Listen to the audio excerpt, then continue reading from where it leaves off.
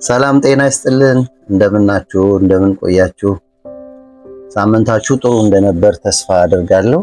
እግዚአብሔር ደግሞ ዛሬም ቀን ጨምሮልን እድል ሰጥቶን ሁላችን በዚህ እንድንገናኝ የጌታ ፈቃድ ስለሆነ ክብር ሁሉ ለእግዚአብሔር ይሁን። እግዚአብሔር ነው ቀን የሚሰጠው፣ እግዚአብሔር ነው ዘመን የሚያመጣው። እንግዲህ ዛሬ እኛም እድለኞች ሆነን ቀን ተጨምሮልን የእሱን ስራ እንድንናገር የእሱን ቸርነት እንድናወራ እግዚአብሔር እድል ሰጥቶናል። በተሰጠን አጋጣሚ ሁሉ ስለ እግዚአብሔር የምናወራው ብዙ አለ። ክብር ለእግዚአብሔር ይሁን። ምናልባት እንደ እንትን የምነግራችሁ ምንድነው ባገኘነው አጋጣሚ ሁሉ እንደው ስለ እግዚአብሔር ብናወራ ምድር እውነትን በማወቅ ትሞላለች ብዬ ተስፋ አደርጋለሁ። ሰዎች ሊያውቁ የሚገባቸውን እውነቶች አስተማሪዎች፣ ሰባኪዎች እንደዚህ አብረን በመያያዝ የእግዚአብሔርን የወንጌል እውነት ሰዎች ያሉበትን ደረጃ በማየትና በማሰብ የማንቃት ስራ፣ የማበረታታት ስራ እንደዚሁ ብንሰራ ብዬ አስባለሁ። ያንን ለማድረግ ነው ወደ እናንተ በሚዲያ እየመጣን ያለ ነው። እንግዲህ ዛሬም በተለየ ሐሳብ፣ ሳምንት በሌላ ሐሳብ ወደ እናንተ መጥቼ ነበር። ዛሬም ደግሞ በሌላ ሐሳብ ወደ እናንተ መጥቻለሁ። ክብር ሁሉ ለእግዚአብሔር ይሁን። እንግዲህ ዛሬም እግዚአብሔር የሰጠኝን ሐሳብ እንደዚሁ በልቤ የተቀመጠውን ሐሳብ ከማካፈሌ በፊት አብረን እንጸልይ። ጻድቅና ቅዱስ ይሆንክ አምላካችን እግዚአብሔር እናመሰግንሃለን። እንደገና ምሕረትህን አብዝተህልን፣ ቸርነትህን አብዝተህልን፣ ጥበቃህን አብዝተህልን እንደገና ስላገናኘህን እድል ስለሰጠህን እናመሰግንሃለን። በአንተ የተወደድን፣ በአንተ ምሕረት ያገኘን፣ በአንተ የታረቅን፣ በአንተ ያልሆነልን ነገር ምንም የለም። ጌታችን መድኃኒታችን ኢየሱስ ክርስቶስ ሁሉን አርገህልናል፣ ሁሉን ሰርተህልናል፣ አስመልጠህናል። የመንግስትህ ወራሾች አድርገናል፣ ባለ ርስቶች አድርገናል። ስም የሌለንን ስም ሰጥተህናል፣ አድራሻ የሌለንን ባላድራሻዎች አድርገህናል። ክብር ሁሉ ላንተ ይሁን። የምንሰጥህ የምንከፍልህ ላደረክልን ነገር ለዋልክልን ውለታ የምንሰጥህ ምላሽ የለንም። ምላሻችን ምስጋናችን። እናመሰግንሃለን። ዛሬም ደግሞ በዚህ ፕላትፎርም ተሰባስበናል አንተን ለመስማት፣ ቃልህን ለመስማት፣ እንደዚሁ ያለንበትን ስታተስ ለማየት በዚህ ተሰባስበናልና ድምፅህን እንድታሰማን፣ ቃልህን እንድታካፍለን በጌታ በኢየሱስ ስም ጸልያለሁ። ክብር ሁሉ ላንተ ይሁን በጌታ በኢየሱስ ስም አሜን። እሺ፣ ጌታ የተባረከ ይሁን። እንግዲህ ዛሬም ወደ እናንተ ይዤ የመጣሁት ሐሳብ በዓላማ መኖር የሚል ሐሳብ ይዤ ነው ወደ እናንተ የመጣሁት። እንግዲህ ሰው በምድር ላይ ሲኖር የተፈጠረለት የተሰራለት ሁላችንም ማለት ነው ዓላማ አለን። እግዚአብሔር ለምን ወደዚህ ምድር አመጣን? ያለንበት ቤተሰብ ውስጥ እግዚአብሔር ለምን እዛ ቤት ውስጥ እንድንኖር አደረገን? ትዳር ያላችሁ በዚህ ትዳር ውስጥ እንድናልፍ እግዚአብሔር ለምን አደረገን? የሚሉ ጥያቄዎችን መጠየቅ ጥሩ ነው። በዓላማ ካልኖርን ምናልባት በምድር ላይ ያለው የእድሜ ዘመን የባከነ ልፋት ያለበት እግዚአብሔር ከሰራን ዓላማ አንጻር አለመኖር በጣም ውርደትና ውድቀት ነው እና በዓላማ ስለመኖር ዛሬ አብረን እንካፈላለን። እንግዲህ ከዛ በፊት ግን እኔ ይሄ የሰውን ልጅ ጭንቅላት ወር ደግሞ የሰውን ተፈጥሮ ሳስብ እግዚአብሔር እንዴት አድርጎ እንደፈጠረን፣ በምን አይነት አስተዋይ አእምሮ፣ በምን አይነት ሊቅ አእምሮ፣ እንደውም የሰው ልጅ ከ19% በላይ አልተጠቀመም ይባላል። እንግዲህ 19 ያህል ተጠቅሞ ነው ይህን የምናየው ግዙፉን አይሮፕላን ወደ ጨረቃ መሄድ፣ በጣም ከባባድ ነገሮች፣ ቴክኖሎጂዎች፣ ዘመናዊ ነገሮች በሙሉ የተፈጠሩት የሰው ልጅ ጭንቅላቱን 19% ተጠቅሞ ነው ይባላል። እንግዲህ ብዙ ጥናቶች ነው ያሉት እና ምናልባት 50ውን ቢጠቀም ደግሞ ምድር ምን ልትሆን እንደምትችል አስቡት። እና እግዚአብሔር እንዴት ግሩምና ድንቅ አድርጎ እንደፈጠረን፣ ለዓላማ እንደፈጠረን፣ ለስራ እንደፈጠረን፣ ለአጀንዳ እንደፈጠረን ሁላችን ማሰብ ያስፈልገናል። ለዓላማ እንደተፈጠረ ሰው ነው ወይ እየኖርኩ ያለሁት? በተለይ ክርስቲያኖች ብዙ ስንፍና ነው ያለን በሃይማኖት ሰበብ። ስፔሻሊ የሃይማኖት ሰዎች መንፈሳውያን ነን ብለው የሚያስቡ ሰዎች በአንድ በኩል ብቻ ያጋደለ የተወላገደ እድገት ነው የሚያሳዩት እና መንፈሳዊነት መንፈሳዊ ብቻ ሳይሆን እግዚአብሔር በምድር ላይ እንድንገዛ የሰጠንን ነገር ገዝተን አስተዳድረን ውጤታማ ሆነን እንድንኖር እና በብዙ ብርሃን በብዙ በእግዚአብሔር መልክ የተፈጠረ ይሄ አእምሯችን ብዙ ልናሰራው ይገባል። እድሉ ያለን በተለይ ወጣቶች፣ እንደዚሁ ታዳጊዎች፣ እድሜያችሁ ገና ያልሄደ ጎልማሶች የመጠቀም እድል አለን። ጉልበት ይከዳል። እድሜያችን እየሄደ ሲመጣ ማድረግ የማንችላቸው መስራት የማንችላቸው ብዙ ነገሮች ነው ያሉት። ስጋ ስለሆነ ማለት ነው። ይበላሻል፣ ያረጃል፣ ይደክማል፣ በህመም ይታወቃል። ስለዚህ ዓላማችንን እግዚአብሔር የሰራልንን ዓላማ ከወዲሁ አቅም እያለ ጉልበት እያለ ሮጦ መጨረስ ጥሩ ነው ብዬ አስባለሁ። እና እግዚአብሔር ለሰጠን እንደው አንዳንድ ጥያቄዎች ልጠይቃችሁ። እግዚአብሔር ለሰጠን በውስጣችን ላስቀመጠው ጥበብ፣ እግዚአብሔር ለሰጠን በውስጣችን ለተቀመጠው ችሎታ ምን ያህል ዕውቅና ሰጥተናል? ለመንፈሳዊ ህይወታችን ምን ያህል ጊዜ ሰጥተናል? የግል የጸሎት ጊዜ አለን ወይ? የግል በግላችን የምንሰራቸውን ነገሮች የምናቀድበት የራሳችን የግል ጊዜ አለን ወይ? ሁሉንም ነገር ለማድረግ ማለት ነው። እሱም መጠየቅ ያስፈልጋል። ከቤተሰቦቻችን ጋር የጋራ ጊዜ አለን ወይ?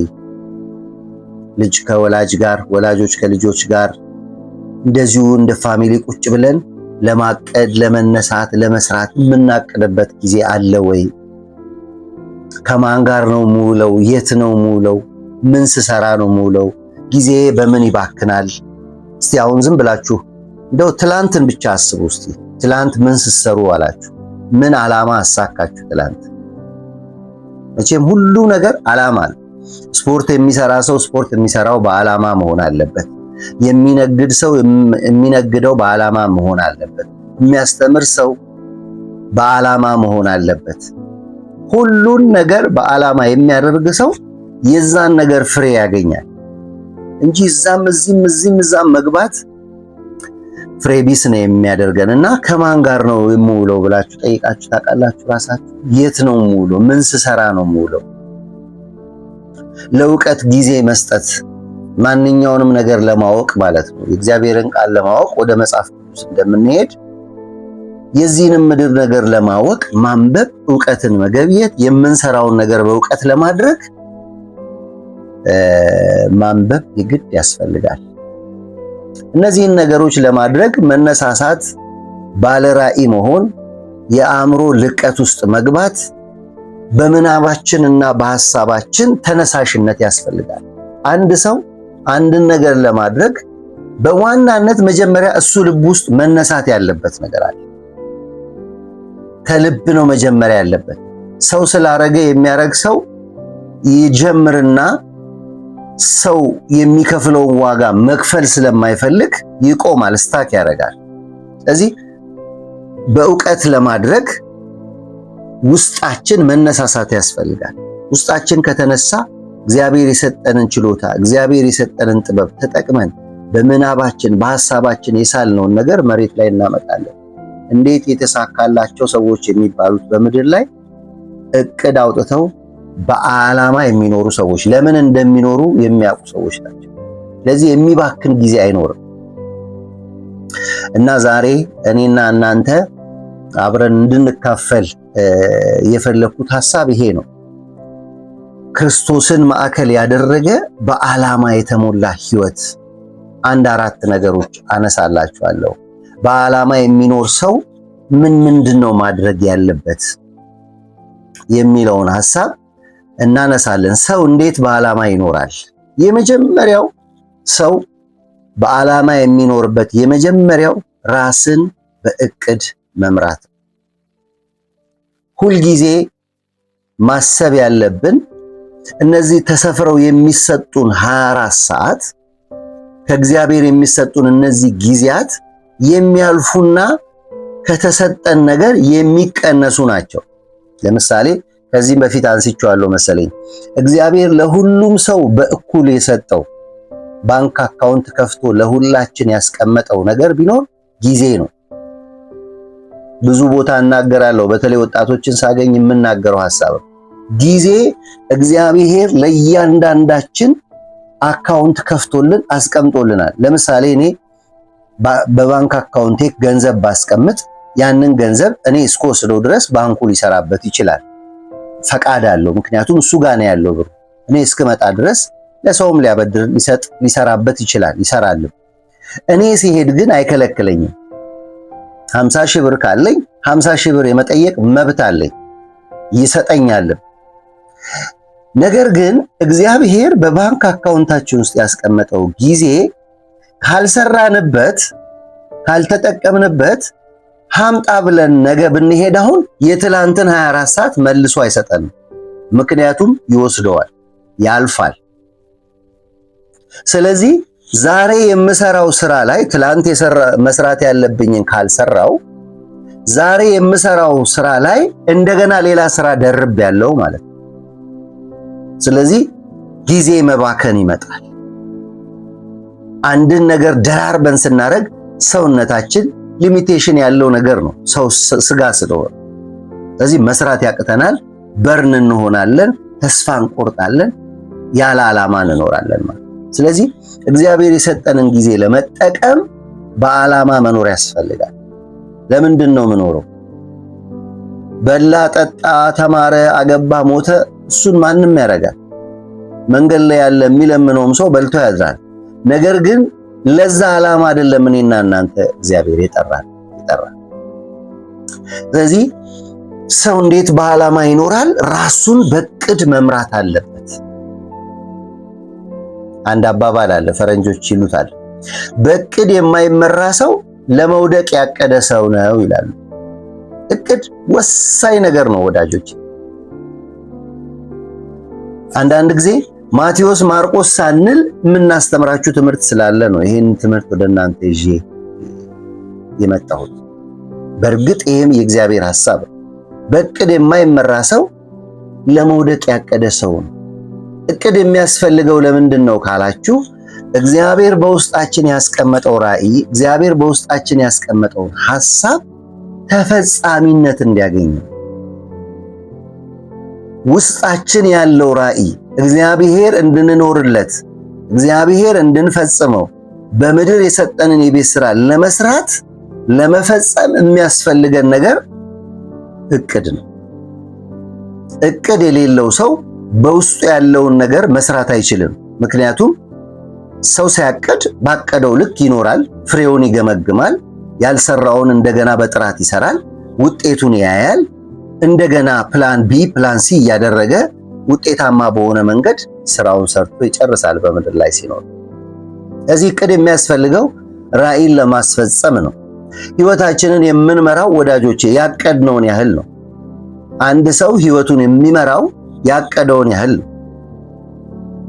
ባቀድነው ልክ ስለምንኖር፣ አእምሯችን ያቀደውን ልክ ስለሚኖር በዛ ልክ እንኖራለን ማለት ነው። ለምሳሌ መንፈሳዊ ህይወታችንን አፕግሬድ ለማድረግ በቀን ውስጥ ካሉ ከ24 ሰዓት 2 ሰዓት ለእግዚአብሔር ብንሰጥ፣ መቼም 2 ሰዓት አንሰጥም፣ 30 ደቂቃ 40 ደቂቃ ብንሰጥ የሚኖረን የክርስትና ህይወት የ40ና የ30 ደቂቃ ህይወት ነው ማለት ነው። ጠለቅ ያለ ጊዜ እየጨመረ የሚመጣ ጊዜ መሆን አለበት። እዚህ ህይወታችንን የምንመራው ያቀድነውን ያህል ነው። እቅዳችንን ታዲያ እግዚአብሔርን የሚያስከብርና ሌሎችን የሚጠቅም መሆን አለበት። ሰው ዝም ብሎ እቅድ፣ ገዳይም እቅድ ያወጣል፣ ሌባና ወንበዴም እቅድ ያወጣል። እነሱም በዓላማ ነው የምንኖረው ብለው ነው የሚያስቡት። ሰው ሁሉ በዚህ ዘመን በተለይ ሰው ሁሉ የራሱ ሐሳብ አለ። አሁን ሚዲያ ላይ ስትወጡ ሰው ሁሉ እኔን ስሙኝ የሚል ይመስላል። እንደውም አንዳንዶች ይፎክራሉ። እኔን ካልሰማችሁ እንደዚህ አረጋችኋለሁ፣ እኔን ካልሰማችሁ በዚህ መንገድ ካልሄዳችሁ የሚል ሚዲያ ላይ ሐሳብ ነው የሚቀርበው። ሰው ነው ሐሳቡን የሚገዛው። የሚያስታርቅ ሐሳብ፣ የሚያሳድግ ሐሳብ፣ የሚለውጥ ሐሳብ ከሚዲያ ላይ ሰው ለቅሞ ለራሱ ይወስዳል እንጂ እንዴት በሚዲያ እናስፈራራለን? በገዛ ስልኩ በገዛ ኮምፒውተሩ የሚያየውን ነገር ፈቃድ ያለው ሰውዬ መርጦ መስማት ያለበት ሰውዬን እንዴት በሚዲያ ልናስገድደው እንችላለን? አይ ዶንት ቲንክ ሶ። እኔ እንደዛ አላስብም። የሚጠቅመኝን፣ የሚያሳድገኝን፣ የሚለውጠኝን ካለሁበት ከምኖርበት ዓላማ አንጻር የሚረዳኝን ነው እኔ ሚዲያ ላይ የምሰማው። ሁሉን አልሰማም፣ ሁሉ አይሰማም። ስለዚህ እኔን ስሙኝ በበዛበት ዘመን ላይ አስተውለን የማንሰማ ከሆነ ዓላማ ስተን ገደል ነው የምንገባው። እኛን የሚመራን በውስጣችን የተቀመጠ የህይወት እሴትና ዓላማ ሊኖር ይገባል። ለዚህ ነው ብዙ ሰዎች ዓላማ ስለሌላቸው ህይወታቸውን በእቅድ ስለማይመሩ በሌሎች እቅድ ውስጥ ይገባሉ፣ በሌሎች ወጥመድ ውስጥ ይገባሉ። ይሄ መሆን የለበትም። ስለዚህ እቅዳችን ስናቅድ እግዚአብሔርን የሚያከብርና ሌሎችን የሚጠቅም መሆን አለበት።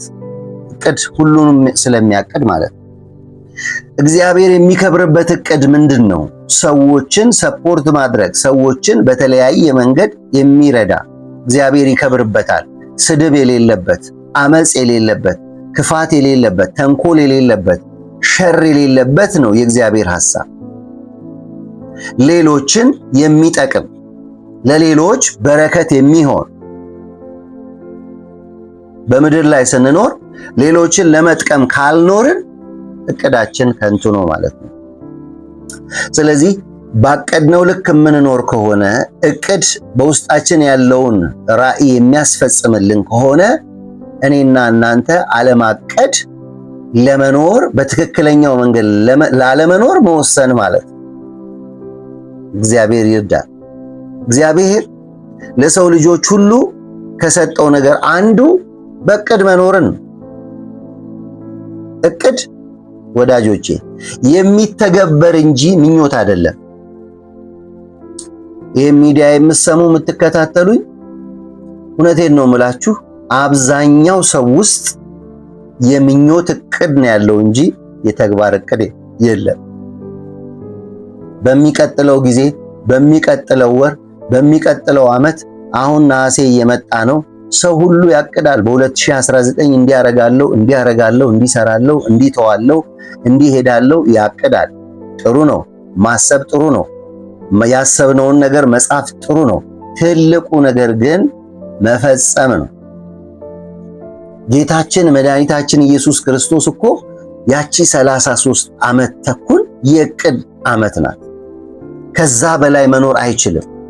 ሕይወት በእቅድ የተሞላ ነው። ምን ያህል እንደተጻፈልን አላቅም።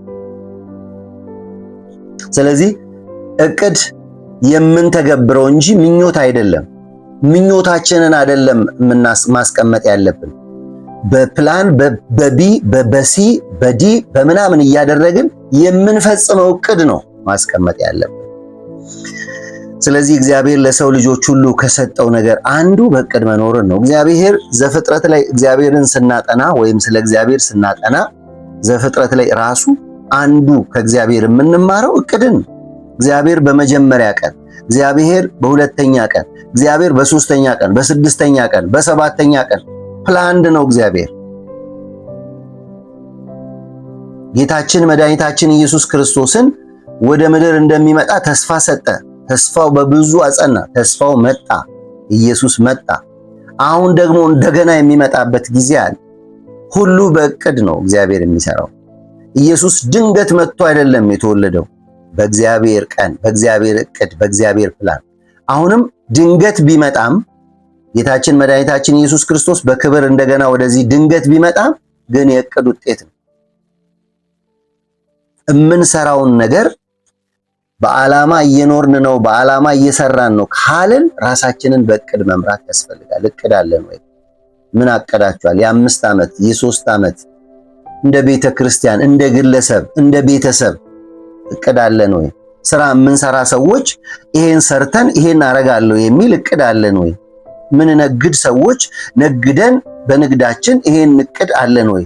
የምናገለግል ሰዎች በዚህ ዓመት ይሄን አሳካለሁ የሚል የምናደርገው እቅድ አለን ወይ?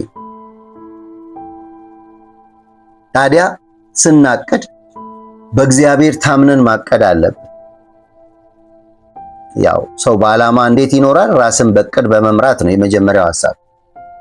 በእቅድ ራስን ለመምራት የምንመራው ለምንድን ነው? ውስጣችን ያለው ነገር ተፈጻሚ እንዲሆን፣ መሬት እንዲለብስ፣ አካል እንዲለብስ። ስለዚህ ምኞታችንን ሳይሆን የምናደርገውን ነገር ማቀድ ያስፈልጋል። ታዲያ ስናቅድ ማድረግ ያለብን በእግዚአብሔር መታመን አለብን። የኛን ችሎታ የኛ ነገር ላይ ብቻ መንጠልጠል የለብንም። እግዚአብሔር ቢፈቅድ እግዚአብሔር ያከናውንልኛል፣ በእግዚአብሔር በመታመን። ሁለተኛ በእግዚአብሔር በመመራት ምሪትን ከእግዚአብሔር ተቀብለን ምንድነው የኔ ድርሻ? ምን አስተዋጽኦ ማድረግ አለብኝ? ለምንድነው የተጠራሁት? እዚህ ቤት እዚህ አገር ለምንድን ነው የምኖረው? እዚህ ቸርች ውስጥ፣ እዚህ ኳየር ውስጥ፣ እዚህ የመሪ ጉባኤ ውስጥ፣ እዚህ እረኝነት ውስጥ፣ እንደነዚህ አይነት የአገልግሎት ዘርፎች ውስጥ፣ እዚህ ተቋም ውስጥ ለምንድን ነው የተጠራሁት? ጌታ ሆይ ምራኝ የሚል ጸሎት ያስፈልጋል። አጥብቀን መጸለይ ያለብን እቅድ ስናወጣ። ታዲያ እቅድ ስናቅድ መርሳት የሌለብን ሶስት መሰረታዊ ነገሮች አሉ። ምንድናቸው እነዛ መሰረታዊ ነገሮች? የት ነው ያለነው?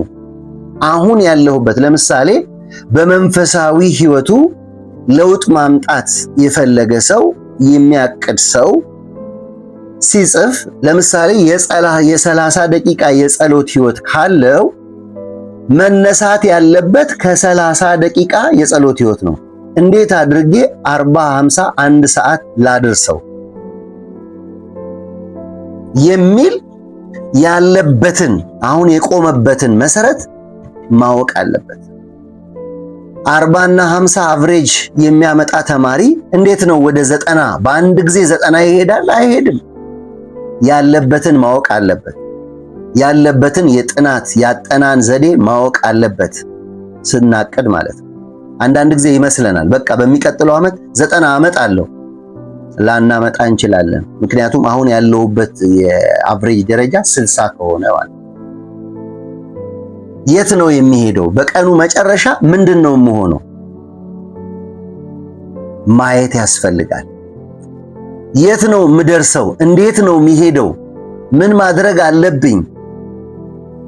አሁን ያለሁበት ችሎታ፣ አሁን ያለሁበት የአኗኗር ስታይል ምን አይነት ነው? እንዴት ነው ይሄንን ነገር አሻሽዬ መሄድ ያለብኝ? ምን መቅረት ያለበት ነገር አለ? ምን መነሳት ነገር፣ ምን መተው ያለብኝ ነገር አለ? በቀኑ መጨረሻ የት ነው የምደርሰው? ደካማና ጠንካራ ጎናችንን አይተን ማቀድ ያስፈልጋል። ዝም ብለን ማቀድ የለብንም። አንዳንድ ጊዜ ሪፖርቶች ሰማለሁ። በሚቀጥለው ዓመት በተለይ ወንጌል ስርጭት ላይ የሚሰሩ ሰዎች በሚቀጥለው ዓመት ይሄንን ያህል ሺህ ሰው ወንጌል ይሰማል፣ ወንጌልን አሰማለሁ ብለው ይናገራሉ። ዛሬ ለስንት ሰው እየመሰከርኩ ነው? በአንድ ወር ውስጥ ለምን ያህል ሰው? በአንድ ቀን ይሄን ያህል ከሄድኩ ለአንድ ወር ውስጥ ምን ያህል ሄዳለሁ?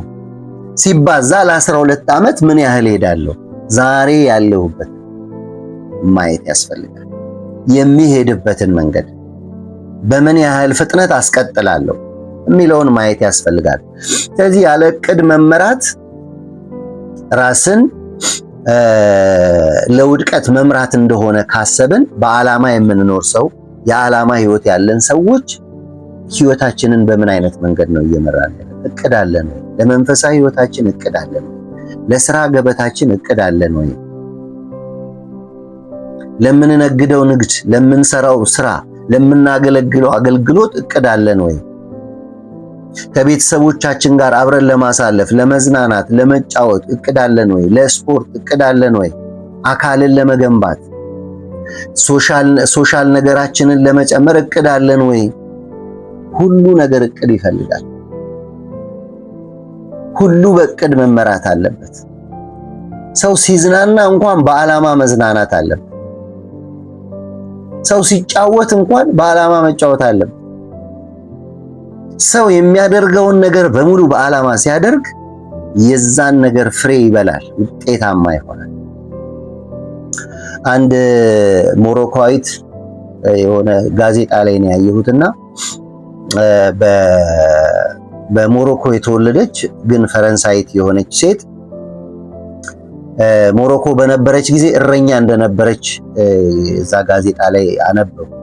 ነገር ግን አባቷ ፈረንሳዊ ስለነበረ ወደ ፈረንሳይ ሀገር ሄዳ ሚኒስተር መሆን ትፈልግ ነበር። ልጅ ሆና 12 13 ዓመት እና ሞሮኮ እረኝነት ላይ በግ እየጠበቀች የምታስበው ህልሟ ልቧ ግን ሞሮኮ ነው ፈረንሳይ። እና እቺ ሴት ከ20 ዓመት በኋላ ያንን እንዳሳካች እያንዳንዷን ነገር መዝግባ የምትማረው ለዛ እንደሆነ እያንዳንዷን የህይወት ዲያሪ ጽፋ መዝግባ ስለነበር የሚገርማችሁ አሳካች። በ20 ዓመት ውስጥ ያንን ህልሟን አሳክታ አንድ ጋዜጣ ላይ አንብቤያለሁ። አለን ወይ እቅድ? የ20 ዓመት እቅድ፣ የ10 ዓመት እቅድ፣ የ5 ዓመት እቅድ? እናንተ ወጣቶች፣ እናንተ እድሜያችሁ የሄደ በተለይ 30ዎቹ 40ዎቹ ያለ ቀሪውን ዘመን እንዴት በዓላማ ለመኖር አቅዳችኋል? ስለዚህ ሰው በዓላማ ለመኖር መጀመሪያ ማድረግ ያለበት ህይወቱን በእቅድ መምራት አለበት። የማያቅድ ሰው መኖሩ ጥያቄ ውስጥ የገባ ሰው፣ የማያቅድ ሰው በውስጡ ያለውን ነገር ለመፈጸም ጊዜ የሌለው ሰው ነው። ስለዚህ ባቦ ሰጥ ነው የሚኖረው ማለት ነው። ስለዚህ የሚመጣ ነገር ሁሉ ይወስደዋል ማለት ነው። ስለዚህ ዘመኑን ሙሉ ሙከራ ነው የሚያደርገው ማለት ነው። ውጤት ሳያገኝ በልፋት በእንግልት በስቃይ ዘመኑ ያልቃል ማለት ነው። ሌላው ሰው እንዴት በዓላማ ይኖራል? ክርስቲያናዊ ስነ ምግባር በማሳየት። አንድ ሰው በዓላማ ይኖራል የሚባለው ትልቁ ቁም ነገር ስነ ምግባር ነው። ክርስቲያናዊ ስነ ምግባር ስነ ምግባር ብላ ዓለም የምታስተምረው አለ። ጥሩ ነው እሴት፣ እዛም ጋር ጥሩ እሴት አለ። ግን እኛ የምናስተምረው ክርስቲያናዊ ስነ ምግባር። ክርስቲያናዊ ስነ ምግባር ምንድን ነው? መልካሙን ከክፉ የመለየት ስራ። እጅግ በጣም በምድር ላይ መልካም የሚመስሉ ግን ክፉ የሆኑ ሐሳቦች አሉ። 99% ጥሩ የሆነና 1% የሚረብሽ ነገር ይቀላቀልበት። ንጹህ ወተት ላይ አምጥታችሁ ጥቁር ነገር ብታረጉ ሙሉ ወተቱ ይበከላል። መጠጣት ማንም ደስ አይለው። መልካምን ከክፉ የመለየት ስራ መልካም ክርስቲያናዊ ስነ ምግባር። ክርስቲያናዊ ስነ ምግባር እግዚአብሔርን የመምሰል ጉዳይ ነው። የእግዚአብሔር ልጆች ከሆንን መምሰል ያለብን እግዚአብሔርን ነው። እግዚአብሔር በምን አጀንዳዎች ይስማማል? የእግዚአብሔር አጀንዳ ግልጽ ነው። ይሄ የሰው ወግና ስርዓት አለ። አሁን እኛ የምንኖረው በምድር ላይ በሰው ወግና ስርዓት ታጭቀን፣ በሰው ወግና ስርዓት ተከበን፣ በጣም ጥሩ ያልሆኑ የእግዚአብሔርን እሴት እንዳንኖር የሚያደርጉ የሰው ወግና ስርዓቶች ባሉባት ምድር ስንኖር ክርስቲያናዊ ስነ ምግባር የምናሳየው የእግዚአብሔር ስርዓት ውስጥ ስንካተት የማይፈለጉ ነገሮች አሉ። መልካም የሚመስሉ ግን ወደ ስህተት የሚመሩ እግዚአብሔርን የመምሰል ጉዳይ ነው። ክርስቲያናዊ ስነ ምግባር ወደ እግዚአብሔር ባህሪ፣ ወደ እግዚአብሔር ሐሳብ በጥልቀት መግባት፣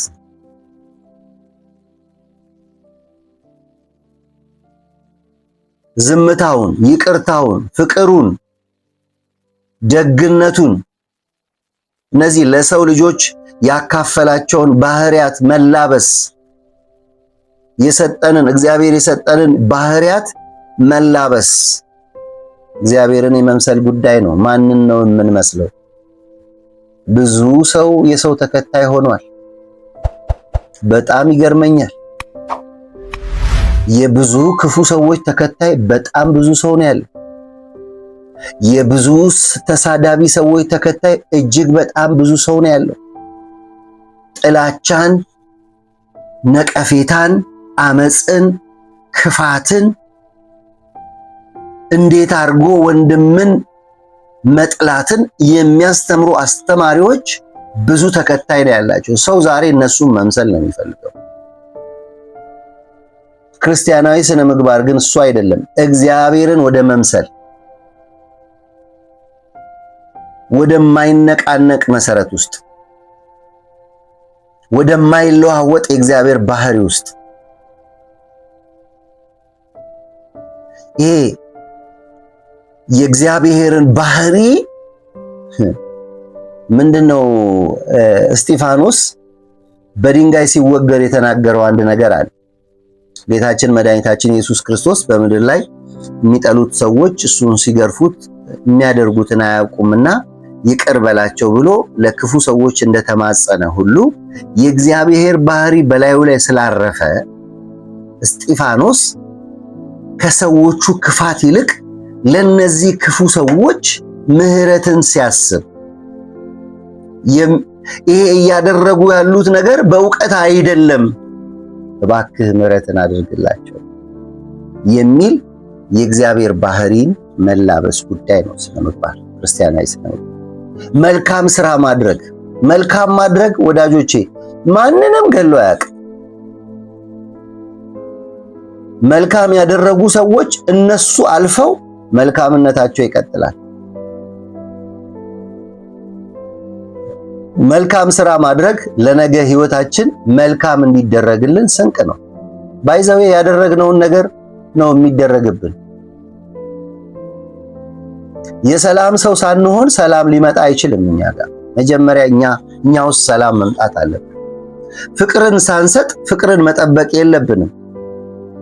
የዘራነው ጥላቻ ነው። አመጽ ዘርተን ሰላምን መጠበቅ የለብንም። አመጽ የሚዘሩ ሰዎች ወደ ህይወታቸው የሚመጣው አመጽ ነው በአንድም በሌላ። ስለዚህ ክርስቲያናዊ ስነ ምግባርን በማሳየት መኖር በዓላማ የሚኖር ሰው ትልቁ የህይወት ግቡ ነው፣ የህይወት እሴቱ ነው። አስተሳሰባችን ምን ይመስላል? ንግግራችን ምን ይመስላል? ተግባራችንስ ምንድን ነው? እንደ እግዚአብሔር ቃል ነው ወይ ማድረግ እያደረግን ያለ ነው? አስተሳሰባችን በእግዚአብሔር ቃል የተቃኘ ነው ወይ? ሰይፍ አንሱ የሚላል መጽሐፍ ቅዱስ ደግሞ ሰይፍን ወደ ሰገባ አስገባ፣ ሰይፍን የሚያነሱ በሰይፍ ይጠፋሉ ይላል። ወንድምን መግደል፣ ወንድምን መጥላት፣ ወንድምን ማሰቃየት፣ ወንድምን ከዓላማ መውጣት፣ በወንድም ትጋት ላይ በወንድም ብርታት ላይ ውሃ መቸለስ፣ እንቅፋት መሆን፣ ይሄ ከየት እንዳመጣን አላውቅም። አስተሳሰባችን መቃኘት አለበት። የሚሰራን መደገፍ፣ የሚያገለግልን ማበረታታት፣ የሚሮጥን የበለጠ እንዲሮጥ ሩጫውን መደገፍ። መጽሐፍ ቅዱስ አንደበት እሳት ነው፣ የፍጥረትን ሩጫ ያቃጥላል ይላል። ያዕቆብ ላይ ሄደን ስናነብ ንግግራችን ሌሎችን የሚያንጽ ነው ወይ? የሚያበረታታ ነው ወይ?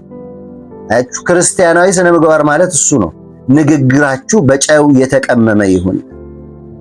የወንድምን ሕይወት የሚያጨልም ሳይሆን ወንድም ለመኖር ወይም እህታችን ለመኖር ተስፋ የሚሰጥ የሚያበረታታ፣ ጥፋት እንኳን ቢኖር ከጥፋት እንዲመለስ በፍቅር የሚያቀና። አይተናል እኮ ጌታችን መድኃኒታችን ኢየሱስ ክርስቶስ ለካዱት ሰዎች አምኗቸው ሕይወቱን ዘመኑን ለሰጣቸው ሰዎች ክደውት ብቻውን ያስቀሩትን እኮ መልሶ ኃላፊነት ነው የሰጠው። አያችሁ፣ ተግባራችን ምን ይመስላል? ምንድነው ልባችን የሚያስበው? በዓላማ የሚኖር ሰው ትክክለኛ ክርስቲያናዊ ስነ ምግባር እያሳየ የሚኖር ሰው ነው። ምን አይነት ስነ ምግባር ነው ያለን? በረከት ሆነናል ወይ? ለቤተ ክርስቲያናችን፣ ለምድራችን፣ ለአካባቢያችን ምን አይነት ክርስቲያናዊ ስነ ምግባር እያዳበርን ነው? በምን አይነት ክርስቲያናዊ ስነ ምግባር እያደግን ነው? በእግዚአብሔር ቃል፣ በአባቶች ምክር እሴት ጠፍቷል። ሰው ሁሉ የፈለገውን ነው የሚያደርገው አሁን። ስለዚህ እንደ እግዚአብሔር ቃል ማድረግ፣ እንደ እግዚአብሔር ቃል መናገር የግድ ያስፈልጋል። ግራ የሚያጋባ ሰው መሆን የለብንም። እኛን ለመረዳት ሰዎች ግራ መጋባት የለባቸው። እኛን ለማወቅ ሰዎች ምንም ጭንቀት አእምሯቸው ውስጥ በቃ እከሌ እንደዚህ ነው። ልናዳብር የሚገባቸው ክርስቲያናዊ እሴቶች አሉ። እነሱን የተወሰነው ልንገራቸው። የመጀመሪያው ትህትና ነው። ትህትናን ማብዛት አለብን። ከኛ ወንድማችን የተሻለ እንደሆነ መቁጠር፣ እኔ ብቻ ማለት የለብንም። ትህትና ነው እግዚአብሔር ጌታችን መድኃኒታችን ኢየሱስ ክርስቶስ ከሰማይ እንዲመጣ ያደረገው አንዱ ትህትና፣ ዝቅ ማለት፣ በሌሎች ጫማ ውስጥ መግባት። ልናዳብር የሚገባው ባህሪያት አንዱ ትህትና ነው። ሁለተኛው መታዘዝም፣ እግዚአብሔርን መታዘዝ፣ ቃሉን መታዘዝ፣ ትክክለኛና ጤናማ ትምህርት የሚያስተምሩ ሰዎችን መታዘዝ፣ ቤተ ክርስቲያንን መታዘዝ። መቼም ያው አጠፋም አምፁ ምትል ቤተ ክርስቲያንም እየመጣች ነው።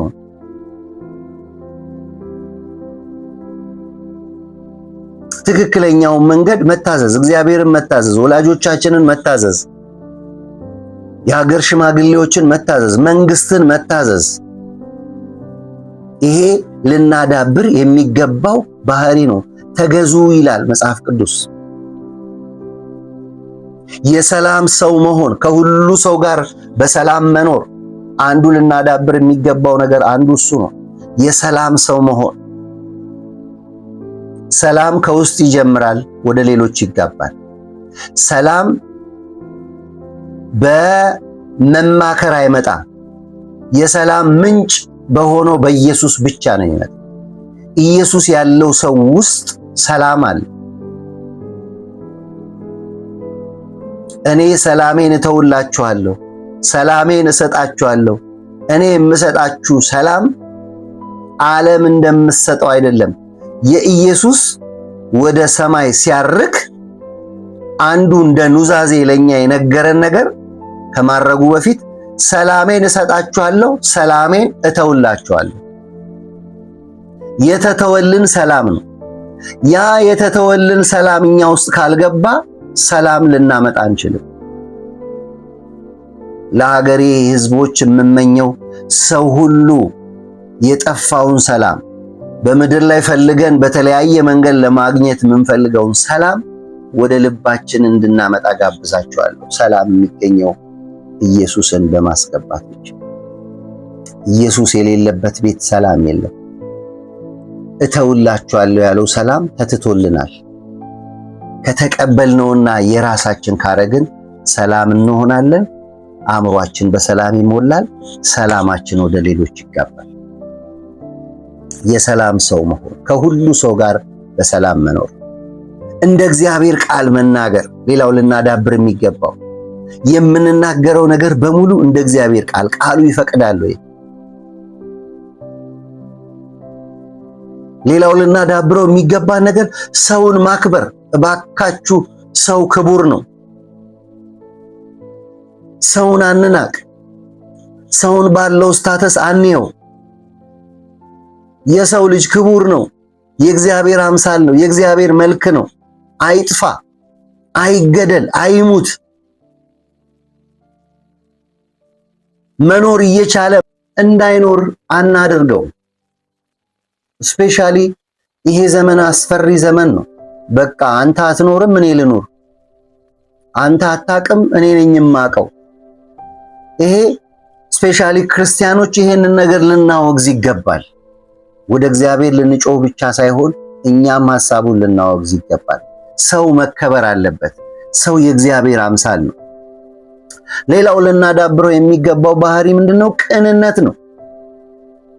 ቅንነት የኢየሱስ ክርስቶስ ዋና ባህሪው ከሰማይ ያመጣበት ትልቁን ጉዳይ አንዱ ቅን በመሆኑ ነው። ለሌሎች ማሰብ፣ ለሌሎች መራራት፣ ለሌሎች እድገት እንቅፋት መሆን ሳይሆን በረከት መሆን፣ መንገድ መሆን። ሌላው ልናዳብር የሚገባው ባህሪያት ተግባቦት ነው። ከሰው ሁሉ ጋር መግባባት። ስለ ተግባቦት ትንሽ ላውራ። ተግባቦት ምንድን ነው? የተግባቦት ዓላማ ለሌሎች በግልጽ ሐሳብን ማስተላለፍ ነው። ሐሳብን አታስተላልፉ የሚሉ ሰዎች አሉ። ሐሳብን ማስተላለፍ ጥሩ ነው። ሁሉም ሰው ሊያቅ ከሌሎች ጋር ሊግባባ የሚችልበት መንገድ አንዱ እያንዳንዱ ሰው የራሱን ሐሳብ የሆነውን ሐሳብ ማቅረብ ሲችል ነው። ሰዎች ሐሳባቸውን ሲያቀርቡ ሐሳባቸውን እንስማ። መልካም ሐሳብን እንደግፍ፣ ክፉ ሐሳብን እንቃወም። በሰዎች መካከል ተግባቦት በሰዎች መካከል ልዩነት እንዳለ ማሰብ፣ የአስተሳሰብ ችግር፣ የእድገት ችግር። አፍ ሲከፈት ጭንቅላት ይታወቃል ይባላል። ሰዎች በንግግራቸው ስናቃቸው ንግግራቸው ያሉበትን የህይወት ደረጃ፣ የእውቀት ደረጃ ያሳያል። ስለዚህ ከኛ ዝቅ ያሉ ሰዎች ከሆኑ እኛም ታች መውረድ፣ እነሱን እየረዳን ወደ ላይ ለማምጣት ነው። ከኛ የተሻሉ ሰዎች ከሆኑ ደግሞ ከነሱ በመማር በእነሱ ጫማ ውስጥ መሄድ ነው ተግባቦት። የሰው ልጅ ማንነት ከአካባቢና ከማንነቱ የሚወጣ ነው። ባህል፣ ሃይማኖት፣ ጓደኛ ወዘተ እነዚህን የመሳሰሉ ነገሮች አሉ። ከየት ባህል ነው የመጣው? ምንድን ነው የሚያስበው? የማን ጎረቤት ነበር? እንዴት ነው ያደገው? ሰውየውን ለመረዳት መሞከር። እንደ አባባላውን ለምሳሌ እከሌ እኮ የሐረር ልጅ ነው ይባላል። ከሐረር የመጡ ሰዎች ግልጽ ናቸው። ሐሳባቸውን በነፃነት ነው እንትን የሚሉት። አይፈሩም፣ አያፍሩም። ማንኛውንም ነገር አንተ ቁጭ ብለህ እየበላህ አንስቶ ሊበላ ይችላል። እያንዳንዱ ያደገበት። እንዴት ትበላለህ ብለን ከየት ነው የመጣው? ማን ነው? መረዳት ያስፈልጋል። ተግባቦት ቁልፍ ነገር ነው። አንዱ ልናዳብር በዓላማ የሚኖር ሰው አንዱ ሊያዳብር የሚገባው ነገር ተግባቦት ነው። ከሰዎች ጋር በሰላም መኖር፣ ከሰዎች ጋር መግባባት፣ ዕውቅና ለሚያስፈልገው ዕውቅና መስጠት፣ ምስጋና ለሚያስፈልገው ምስጋና መስጠት፣ ማክበር፣ ሰብአዊ ማንነታቸውን መጠበቅ፣ ግልጽና ተአማኒ መሆን።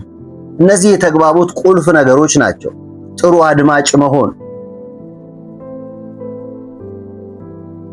ጥሩ አድማጭ መሆን፣ የሰውነትን ቋንቋ መረዳት። ሰዎች አንድን ነገር ሳይቀበሉ ሲቀሩ በሰውነታቸው ያስታውቃል። በቃ መተው ምልክት ሰጥቶናል።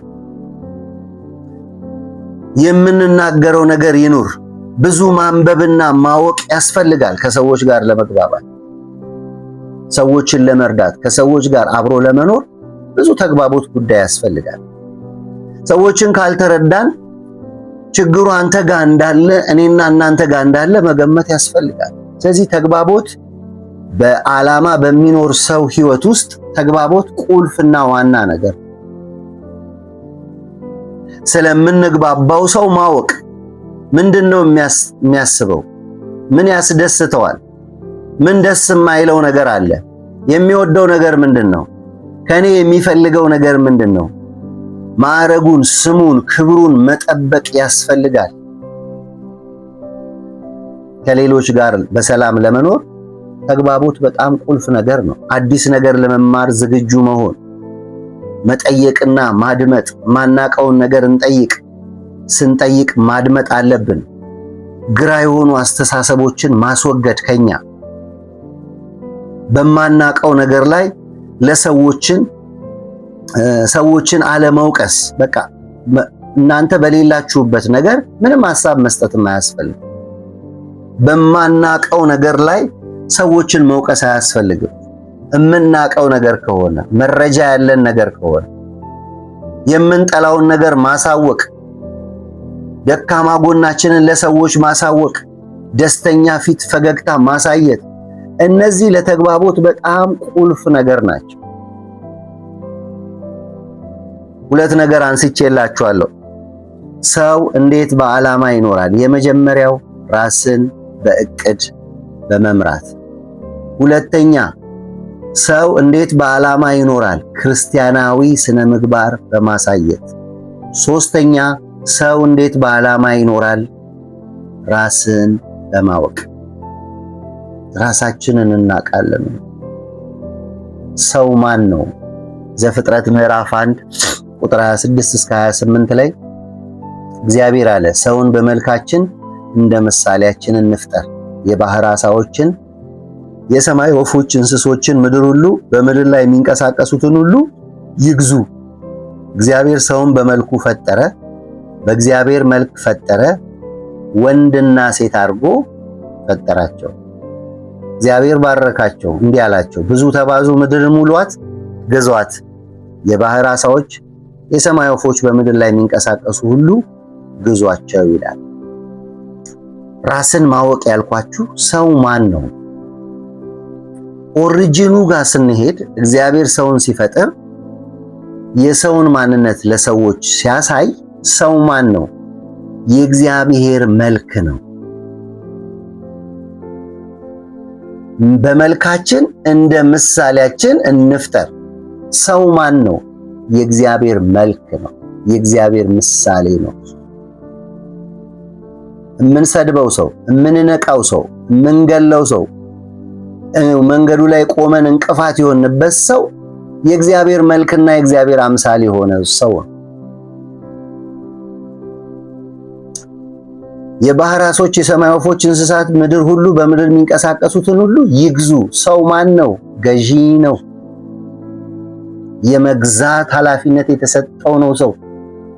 እግዚአብሔር ሰውን ሲፈጥር ኢቭን በኃጢአት እኮ ሲወድቅ አዳም የመግዛት ነገሩ አልተነሳም።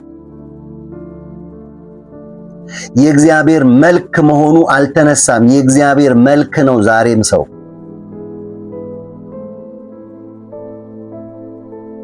እግዚአብሔር ሰውን በመልኩ ፈጠረ፣ በእግዚአብሔር መልክ ፈጠረ፣ ወንድና ሴት አድርጎ ፈጠረ። ሰው ማን ነው? ለሶስተኛ ጊዜ ወንድና ሴት። የእግዚአብሔር መልክና ምሳሌ ነው። ገዢ ነው። ወንድና ሴት የሰው ፍጥረት ይሄ ነው። እግዚአብሔር ባረካቸው፣ እንዲህ አላቸው፣ ብዙ ተባዙ፣ ምድርን ሙሉ፣ ግዟት፣ የባህር ዓሦች፣ የሰማይ ወፎች፣ በምድር የሚንቀሳቀሱ ሁሉ ግዟቸው። ሰው ማን ነው የሚለውን ካወራዋችሁ እኔ ማን ነኝ የሚለውን ደግሞ እንድታስቡ በጌታ ፍቅር ጠይቃችኋለሁ። በዓላማ ለመኖር ማለት ነው። ሰው የእግዚአብሔር አምሳል ነው። የእግዚአብሔር መልክ ነው። ሰው ገዢ ነው። ሰው ወንድና ሴት ነው። ይሄን በአእምሯችሁ ይዛችሁ እኔ ወደሚለው መምጣት አለብን። እኔ ማን ነኝ? እግዚአብሔር አምሳል የተፈጠርኩ፣ ሁሉን ነገር ማድረግ የሚችል፣ የመግዛት አቅም የተሰጠኝ፣ የማስተዳደር አቅም የተሰጠኝ፣ ወንዶች ወንድ የሆንን፣ ሴቶች ሴት የሆንን፣ የእግዚአብሔር መልክ ያለኝ፣ ችሎታ ከእግዚአብሔር የተሰጠኝ፣ አምሳል፣ የእግዚአብሔር አምሳል፣ ብቻዬን ያልተፈጠርኩ፣ አጠገቤ ሴት ምትባላለች፣ ምድር ባደራ የተሰጠችኝ፣ በዓላማ ወደዚህ ምድር የመጣው ለማስተዳደር፣ ለመግዛት፣ ለመውረስ፣ ለመብዛት የመጣው ልዩ ተሰጥኦ ያለኝ፣ መልካሙን ነገር ሁሉ ለማድረግ የተፈጠርኩ፣ ጌታችን መድኃኒታችን ኢየሱስ ክርስቶስ መልካሙን ስራችሁን አይተው በሰማይ ያለው አባታችሁን እንዲያከብሩ ብርሃናችሁ እንዲሁ በሰው ፊት ይብራ። ማቴዎስ ምዕራፍ 5 ቁጥር 16 ላይ መልካሙን ስራችሁን አይተው በሰማይ ያለው አባታችሁን እንዲያከብሩ ብርሃናችሁ እንዲሁ በሰው ፊት ይብራ። የሚያበራ ብርሃን የተሰጠው የመስራት አቅም፣ የማስተዳደር አቅም፣ የመለወጥ አቅም፣ የመፍጠር አቅም። አቤት የሰው ልጅ ጭንቅላት እኮ ቢያመርት ቢያፈጥ አዳዲስ ነገሮች ለማምጣት ቢዘጋጅና የተሰጠውን ችሎታ ቢጠቀም ለመልካም ነገር፣ አቤት ምድር እንዴት ትለማለች! ራስህን እንዴት ተረድተሃል ወንድሜ? ራስሽን እንዴት ተረድተሻል እህቴ? ከየት መጣው? ወዴት ነው የሚሄደው? እኔ ማን ነኝ? ምን እየሰራው ነው? ምን እየከወንኩ ነው? ክህሎቴና ችሎታዬ ፍላጎቴ አብረው ተጣጥመው እየሄዱ ነው ወይ? እግዚአብሔር የሰጠኝ ነገር አለ፣ ምክንያቱም በአምሳሉ ነው የተፈጠርኩት። እግዚአብሔር የሰጠኝ ችሎታ አለ፣ ከእግዚአብሔር ነው የተወለድኩት። የእግዚአብሔር አምሳል ነኝ፣ ገዢ ነኝ። እግዚአብሔር ችሎታ ሰጥቶኛል። ችሎታዬና እኔ የተሰጠኝ ነገርና እኔ እግዚአብሔር በውስጥ ያስቀመጠው ነገርና እኔ ምን ያህል አብረን ተጣጥመን እየሄድን ነው? ፍላጎቴ አብረው ተጣጥመው ተጣምረው ተዳምረው እየሄዱ ነው ወይ? እያሳካው ነው ወይ? እግዚአብሔር ዝም ብሎ ከመኖር ይጠብቃል። በላ፣ ጠጣ፣ አደረ፣ ተነሳ፣ ተኛ፣ ሄደ። አዳዲስ ነገር ወደ ህይወታችን መምጣት አለ። ውስጣዊ ጥንካሬያችንና ተግዳሮቶቻችን ምንድን ናቸው? እኔ በምን በኩል ጠንካራ ነኝ? ተግዳሮቴስ ምንድን ነው? መተው ያለብኝ ነገር ምንድን ነው? ውሎዬን እንዴት ማስተካከል አለብኝ? አስተሳሰቤን እንዴት መቃኘት አለብኝ? ምን ማንበብ አለብኝ? የትኛውን ትምህርት መማር አለብኝ? በየት መንገድ ቢሄድ ውጤታማ ሆናለሁ?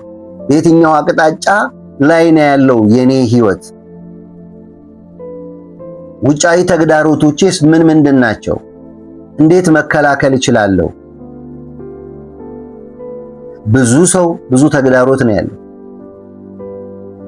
ተግዳሮቶቻቸውን ግን ከመንገዳቸው ላይ የሚዘጉ ሰዎች ህይወታቸውን በዓላማ የሚኖሩ ኖ ብለው የሚተዉ ሰዎች፣ ኖ ይሄ አያስፈልገኝም፣ በዚህ ጊዜ አያስፈልገኝም፣ ምንም የሚጠቅም ነገር እንኳን ቢሆን ማለት ነው ጊዜው አይደለም የሚሉ ሰዎች በጣም ያስፈልጉናል። ተግዳሮቶቻችን ምንድን ናቸው? አራተኛና የመጨረሻው ሚዛናዊ ህይወት በመኖር ሰው በዓላማ ይኖራል። የሰው ልጅ የተሰጠውን ነገር በሙሉ በጊዜና በአግባቡ መጠቀም ካልቻለ ጊዜው ይባክንበታል። ህይወቱ በምኞት የተሞላ ይሆናል። የሌሎች ጥገኛ ይሆናል። ህይወቱ ተስፋ በመቁረጥ የተሞላ ይሆናል። ሚዛናዊነት ከዚህም በፊት ነግሬያቸዋለሁ። መንፈሳዊ ማንነት አለን፣ ማህበራዊ ማንነት አለን፣ አካላዊ ማንነት አለን፣ አእምሮአዊ ማንነት አለን። ሁሉን በእኩል ማስኬድ፣ የሚጸልይ የዕለት ተግባሩን የሚሰራ፣ አካሉን በንጽህና በስፖርት የሚገነባ፣ ከሰዎች ጋር በሰላም የሚኖር ሚዛኑን የጠበቀ ህይወት ሊኖረን ይገባል። እነዚህን አራት ነገሮች በዓላማ የሚኖር ሰው በህይወቱ ማድረግ አለበት። እንዴት በዓላማ እንኖራለን? አራት ነገር አንስቼላችኋለሁ። የመጀመሪያው ምንድነው? ራስን በእቅድ መምራት። ሁለተኛው ምንድነው? ክርስቲያናዊ ስነ ምግባር ማሳየት ወይም በክርስቲያናዊ ስነ ምግባር መኖር። ሶስተኛው ምንድነው? ራስን ማወቅ። አራተኛው ምንድነው? ሚዛናዊነት። ኢየሱስ ያለው ሰው ህይወቱን በዓላማ ይመራል። ጌታ ያለው ሰው ህይወቱን በእቅድ ይመራል። 33 ዓመት ተኩል መኖር የእቅድ ውጤት ነው። እግዚአብሔር በ6 ቀን ውስጥ ስራን ሰርቶ መጨረስ የእቅድና የተግባር ውጤት ነው። ደቀ መዛሙርት በተሰጣቸው ጊዜ መንፈስ ቅዱስን ከተቀበሉ በኋላ በተሰጣቸው ጊዜ እስኪሰውና ከዚህ ምድር እስኪሄዱ ድረስ ያደረጉት ነገር የእቅድ ውጤት ነው። ከኛ በፊት የነበሩ አባቶች ያደረጉትን ነገር በሙሉ አድርገው ድል ያገኙት የእቅድ ውጤት ነው። ይሄ ኮምፒውተር የእቅድ ውጤት ነው። ይሄ የምንኖርበት ቤት የምንቀመጥበት ነገር የእቅድ ውጤት ነው። ምን አቅደናል? ምን እየሰራን ነው? ህይወታችንን በዓላማ እየመራን ነው ወይ? እግዚአብሔር ብራይት አድርጎ ፈጥሮ እግዚአብሔር የሚያስብ ጭንቅላት ሰጥቶ የሚሰራ ጭንቅላት ሰጥቶ እየሰራን ነው ወይ? ሚዛናዊ አድርገን እየሄድን ነው ወይ? በክርስቲያናዊ ስነ ምግባር ራሳችንን እየገነባን ነው ወይ? ራሳችንን በእቅድ እየመራን ነው ወይ? እነዚህን ጥያቄዎች እንድንጠይቅ ቆም ብለን እንድናስብ በጌታ ፍቅር ጠይቃችኋለሁ። ርዕሳችን በዓላማ መኖር የሚል ነው። በዛው ውስጥ 4 ነገሮች አንስቼ ተናግሬያለሁ። እግዚአብሔር ዘመናችሁን ይባርክ። ስላዳመጣችሁኝ አመሰግናለሁ። ጌታ ዘመናችሁን ይባርክ። ሳምንት በሌላ መልእክት እንገናኛለን። ሻሎም